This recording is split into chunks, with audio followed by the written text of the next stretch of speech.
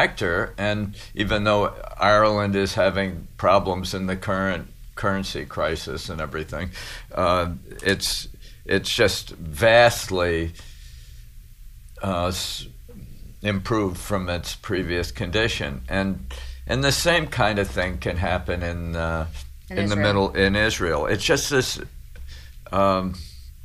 It's politics is a zero-sum game. In politics, there's only one person could be president. Only one person. There's so many bureaucratic seats. There's so much land in the world. There's so many countries. It's a zero-sum game. One person's success probably means somebody else doesn't become president, doesn't become senator. Politics is a zero-sum game. Capitalism is a positive spiral of gains where the successes of one person create markets for others, and where the biggest untapped market is always poor people. Capitalists overwhelmingly want poor people to succeed. That's their only way to expand their markets. And that's the magic of capitalism, that the good fortune of others is also your own. And I think the power of that idea, which is probably the most important idea, it's the golden rule, it's the most important religious, political, economic principle, can unleash huge human energies. When you see the successes of others as an example for you and as an inspiration, opening new opportunities rather than a threat to you, diminishing you, and to be envied and resented, when you see that, when you pass your Israel test, suddenly the world becomes full of opportunity, and I think that is certainly possible in the Middle East. I mean, Israel's lead is and advantage grows greater every day over there, and there is, despite all the bad news you read, the fact is that Israel's there to stay and will become an increasingly important force in the world economy for as far ahead as I can see, unless they abandon their capitalist inspiration that Bibi Netanyahu has largely instilled and pioneered and accelerated in the country. Have you ever met Dee Hock, who built Visa? No. Who's that? Dee Hock. Yeah. He built Visa. He built it non-hierarchical. And he has a book out called One from Many, Visa and the Rise of Chaotic Organization. That would be very interesting to bring you and Dee Hock together. Okay. As you speak of entropy and he speaks of whole systems and chaos and building inside of chaos, I think that something very fortuitous is going to unfold when you have a chance to meet. Now, this is Visa International? Visa International was built on a totally different paradigm and model where there was no corporate office. It was all built in little hubs and units with the understanding that it was built in chaos based on chaos theory. And he feels that the success of how Visa grew the way that it did was very much having to do with the model of chaos that he used and the processes that he used to build it. Now, forget that it was Visa for just a minute, but my next question to you was, do you think that entropy can be caused by us, or that it just happens as part of the ethers? Can we create environments for entropy? And do you think setting up processes and companies and products where entropy is endemic, it's right there happening, do you think it's possible to instill that or to bring that about and replicate that? Yeah. Well, the basic principle that it takes a predictable carrier to bear high entropy, high profit, high creativity, unexpected breakthroughs suggests the strategy.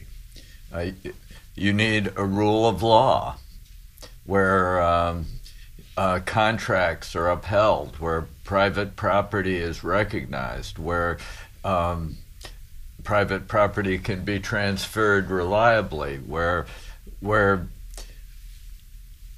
enterprise can have a predictable environment to launch unpredictable innovations. So you need a predictable legal structure. You need a predictable currency. This is a principle this is a big issue now. That's just not understood. The America's, our Treasury Secretary believes that a weak dollar helps our trade, and we're trying to get the Chinese to weaken the dollar. It's quite baffles the Chinese because ordinarily weakening a currency is a threat. I mean, it means we're all made poorer. We're all in danger. Everybody becomes poorer when it happens, and our own government is the biggest threat to the dollar. The Chinese, who they want us to believe are our enemies, are actually advocating a strong dollar.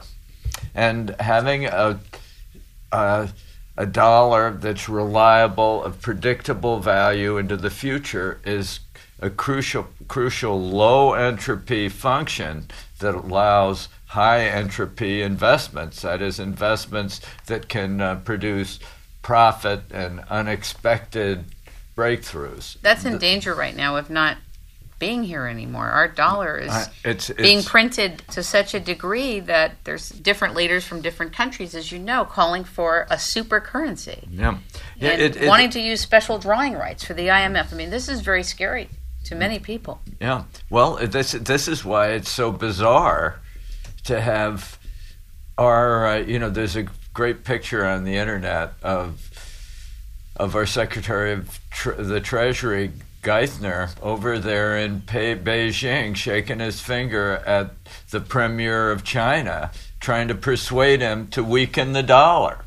And here China holds $1 trillion, close to $1 trillion of its reserves in dollars, and the U.S. is telling them that they should devalue all these reserves that they hold and devalue all the assets of America in order to favor a few commodity producers in the United States that produce, items that low entropy items that are sold on price alone. That's the only people that a cheap dollar help are people who sell products on price, not because they're unique, necessary inventions, but because they're low priced. They're low priced. And this is just a way to impoverish America, to hurt our high entropy companies and help our low entropy companies that sell fungible items on price. And it's bizarre but this is not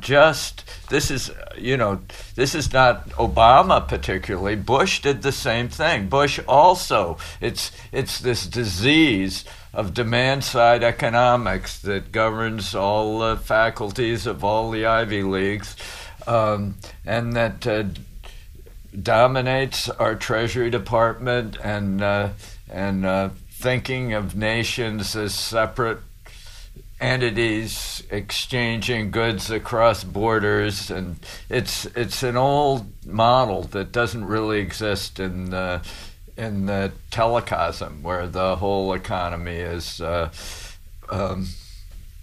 tied together by worldwide webs of glass and light, real-time rainmaking creativity, and that is that's the and so you do need a currency that is predictable. It should be probably governed in part by a relationship to gold. Yeah. Gold is really is sort of the monetary element.